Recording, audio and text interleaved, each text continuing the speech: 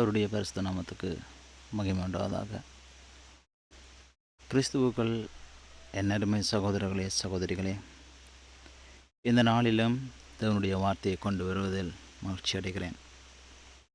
இந்த நாளில் தேவன் நம்மை பார்த்து, நம் ஒவ்வொருவரையும் பார்த்து அழைத்து நிற்கிற ஒரு அழைப்பை குறித்து உங்களோடு பேச விரும்புகிறேன். விசுவாசம் மற்றும் சரணடைதலுக்கான இறுதியான அழைப்பு. ஒரு நிமிடம் உங்கள் கைகளில் எதுவுமே இல்லாமல் நீங்கள் விசுவாசித்து கொண்டிருப்பீர்கள்.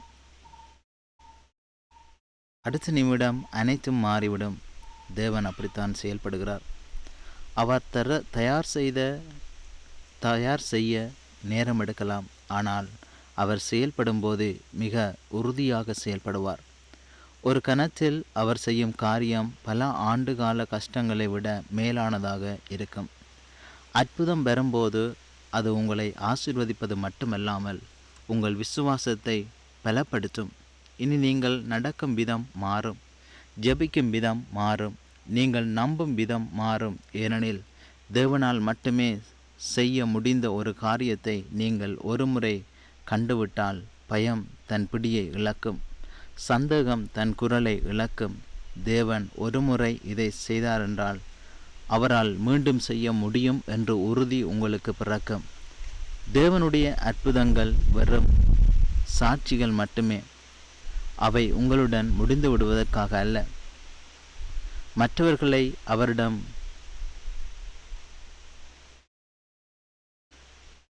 கூட்டிக் கொண்டு வருவதற்காகவே தரப்படுகின்றன. நீங்கள் போராடுவதை பார்த்தவர்கள் உங்கள் மாற்றத்தை காண்பார்கள். சந்தேகித்தவர்கள் மௌனமாவார்கள். நம்பிக்கை இழந்தவர்கள் மீண்டும் தைரியத்தை கண்டடைவார்கள். தேவன் இன்றும் செயல்படுகிறார், இன்றும் உண்மையுள்ளவராக இருக்கிறார், இன்றும் உண்மையுள்ளவர் என்பதற்கு உங்கள் வாழ்க்கையை ஒரு சான்றாக மாறும். அதனால்தான் தேவன் உங்களுக்காக ஆயத்தம் செய்யும் அற்புதம் மறக்க முடியாததாக இருக்கும். அது வாழ்க்கையை முழுமையாக்குகிறது என்பதால் அல்ல, மாறாக அது தேவன் யாராலும் மறக்க முடியாதவர் என்பதை நிரூபிக்கும் என்பதால். உங்களிடம் எதுவுமே இல்லாத போது அவர் உங்களை எப்படி சந்தித்தார் என்பதை நீங்கள் ஒருபோதும் மறக்க மாட்டீர்கள். கதவுகள் பூட்டப்பட்டு பாதை தெளிவற்றதாக இருந்தபோது அவர் எப்படி வந்து நின்றார் என்பதை நீங்கள் மறக்க மாட்டீர்கள். அவருடைய வாக்குத்தத்தங்கள் காலாவதியாவதில்லை என்பதை அவர் எப்படி நிரூபித்தார் என்பதை நீங்கள் ஒருபோதும் மறக்க மாட்டீர்கள்.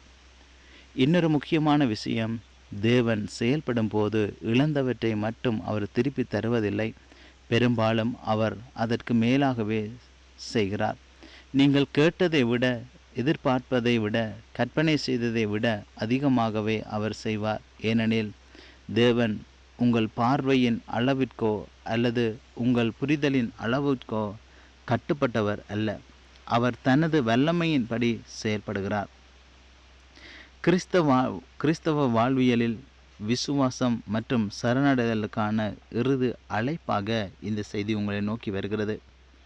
இது ஒரு ஆன்மீக திருப்பு முனையை குறித்து நிற்கின்றது. இது வெறும் கடமைக்காக செய்யும் காரியமல்ல, மாறாக தேவனுடனான ஆழமான உறவின் வெளிப்பாடாக காணப்படுகிறது. அதாவது முழுமையான நம்பிக்கை.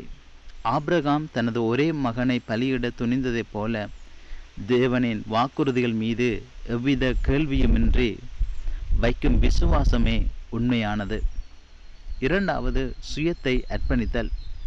நமது சொந்த திட்டங்களை விட தேவன் நம் வாழ்வில் ஜெயங்கொள்ளட்டும் என்ற மனநிலைக்கு வருவதே சரணடைதலின் உச்சமாகும். அடுத்ததாக, இறுதி வரை நிலைத்திருத்தல்.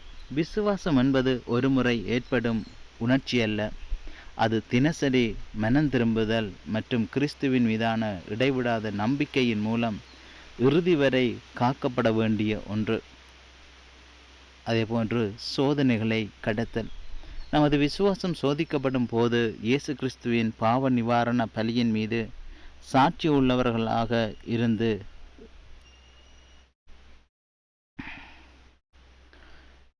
தேவனுடைய பணியில் நம்மை தன்னார்வலர்களாக ஒப்படைப்பதே இந்த அழைப்பின் நோக்கமாக காணப்படுகிறது. எனவே என் அருமை சகோதரனே சகோதரியே, இன்று நாங்கள் தேவனுடைய இறுதி அழைப்பின் நோக்கம் என்னென்று சொல்லி உங்களுக்கு காண்பிக்க விரும்புகிறேன். இந்த அழைப்பு பெரும்பாலும் பீட அழைப்பு, அதாவது ஆல்டர் கால் என்று அழைக்கப்படுகிறது.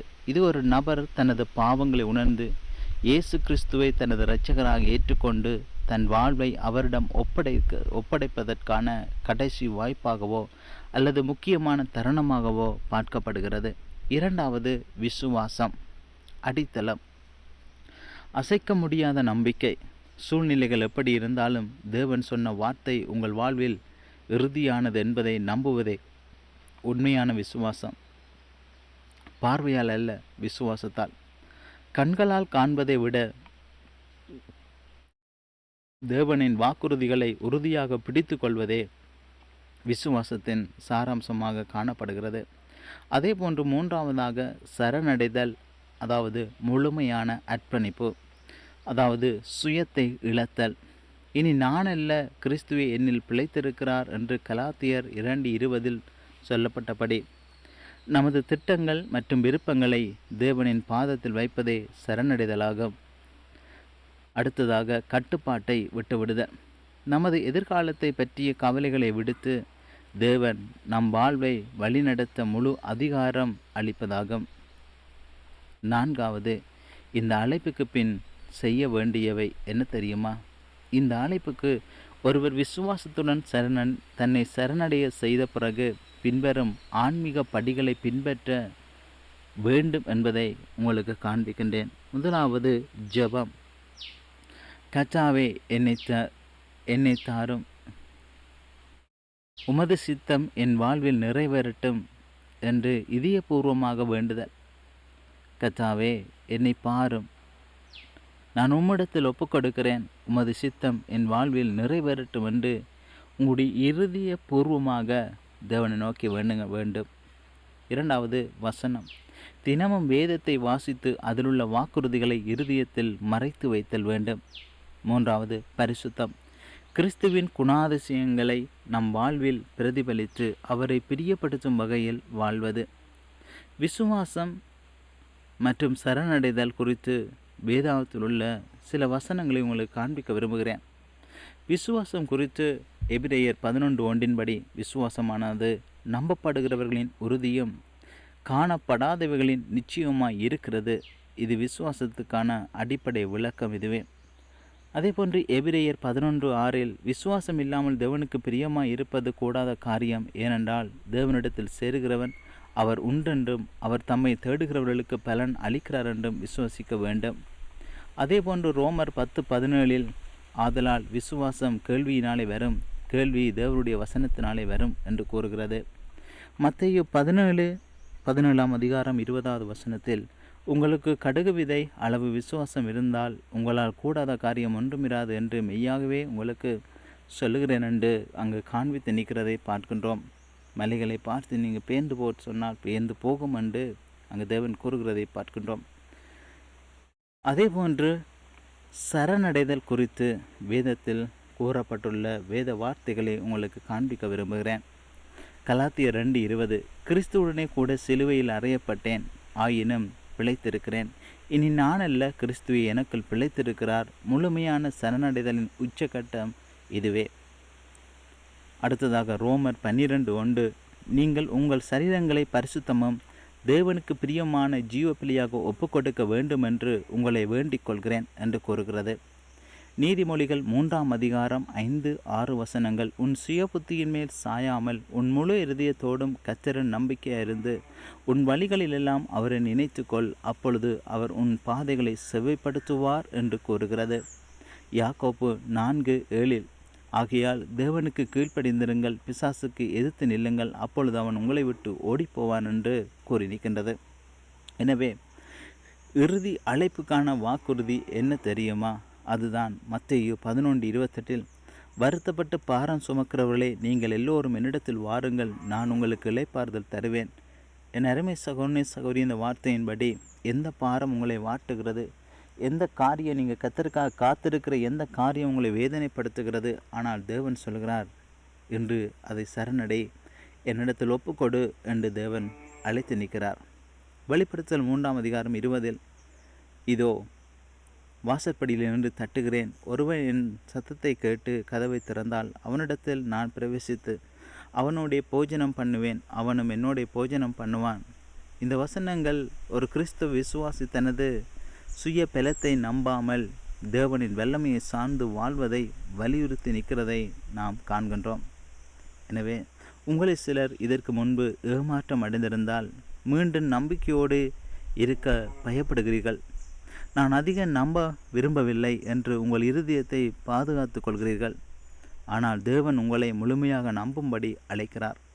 அவர் ஆயத்தம் செய்யும் அற்புதம் உங்கள் விசுவாசத்தை அவமானப்படுத்தாது, மாறாக அதை கனப்படுத்தும். நீங்கள் எடுத்த ஒவ்வொரு கீழ்ப்படிதலின் படியையும் அவர் பார்த்திருக்கிறார். பயத்துக்கு பதில் விசுவாசத்தை தேர்ந்தெடுத்த ஒவ்வொரு நொடியையும் அவர் அறிவார். அவர் தொடங்கியது தடையின்றி முடிப்பார். தேவன் செயல்படும் போது அது சமாதானத்தோடு வரும், குழப்பமாகவோ அல்லது பதட்டமாகவோ இருக்காது. இது சரியானது, இது அவரிடமிருந்து வந்தது, இது பாதுகாப்பானது என்ற ஆழமான உறுதி உங்களுக்குள் இருக்கும். நீங்கள் அதை அவசரப்படுத்தவோ அல்லது கட்டாயப்படுத்தவோ வேண்டியதில்லை. தேவனே உங்களை அங்கே கொண்டு வந்தார் என்பதை அறிந்து நீங்கள் அதில் ஓய்வெடுப்பீர்கள். பயணித்து திரும்பி பார்க்கும்போது ஒரு வல்லமையான உண்மையை நீங்கள் உணர்வீர்கள். தேவன் ஒருபோதும் தாமதிப்பதில்லை. அவர் ஒருபோதும் அங்கிருந்து விலகியதில்லை. அவர் எதிலும் தடுமாறியதில்லை என்பதை. ஒவ்வொரு தாமதத்துக்கும் ஒரு நோக்கம் இருந்தது. ஒவ்வொரு போராட்டத்துக்கும் ஒரு அர்த்தம் இருந்தது. காத்திருப்பின் ஒவ்வொரு நொடியும் இந்த இடத்துக்கு உங்களை அழைத்து கொண்டு வந்தது. அற்புதம் உங்கள் சூழ்நிலையை மட்டும் மாற்றாது, அது உங்களையே மாற்றும். எனவே உங்கள் தலையை உயர்த்துங்கள், இதயத்தை பலப்படுத்துங்கள், இன்னும் சிறிது காலம் பொறுத்திருங்கள். ஏனெனில் பாதையை தயார் செய்து உங்கள் விசுவாசத்தை சுத்திகரித்து உங்கள் நம்பிக்கையை சோதித்த தேவன் ஏன் இவை அனைத்தையும் இந்த வழியில் செய்தார் என்பதை இப்பொழுது வெளிப்படுத்த போகிறார். தேவன் செயல்படும் போது அந்த அற்புதம் அவ்வளவு தெளிவாகவும் முழுமையாகவும் யாராலும் மறக்க முடியாததாகவும் இருக்கும். உங்கள் வாழ்க்கையே தேவனுடைய மகிமையை பறைசாற்றும், தேவனுடைய மகிமைக்கு சாட்சியாக இருக்கும். எனவே சோர்ந்து போயிருக்கும் என் அருமை சகோதரனே சகோதரியே, உங்கள் சோகத்தை, உங்கள் தளர்வை விட்டு நான் இந்த சோர்விலும் இந்த வேதனையிலும் என் தேவனிடத்தில் என் காரியத்தை ஒப்புக்கொடுக்கிறேன் என்று சொல்லி இந்த தேவனுடைய சரணடைதலுக்கான இந்த அழைப்புக்கு கீழ்ப்படிந்து, தேவரீர் நான் உம்மை நம்புகிறேன், இந்த அழைப்புக்கு என்னை முற்றிலும் ஒப்புக்கொடுக்கிறேன், என்னுடைய காரியங்கள் எல்லாவற்றையும் ஒப்புக்கொடுக்கிறேன் என்று சொல்லி ஒப்புக்கொடுங்கள். நான் உங்களுக்காக ஜெபம் செய்ய விரும்புகிறேன். நாம் சேர்ந்து ஜெபம் செய்வோம். அன்புள்ள பரலோக பிதாவே, நீர் கொடுத்த இந்த ஆழமான தருணத்துக்காக உமக்கு நன்றி செலுத்துகிறோம். இதை கேட்டுக்கொண்டிருக்கிற ஒவ்வொரு பிள்ளைகளுக்காக நன்றி செலுத்துகிறேன்.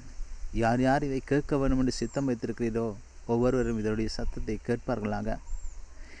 என் வாழ்வின் எல்லா சூழ்நிலைகளிலும் உம்மை முழுமையாக நம்புகிற விசுவாசத்தை உம் பிள்ளைகள் எங்களுக்கு தந்தரலும். எம் சுய புத்தியின் மேல் சாயாமல் உம்முடைய ஞானத்தையே சார்ந்திருக்க எமக்கு உதவி செய்யும்.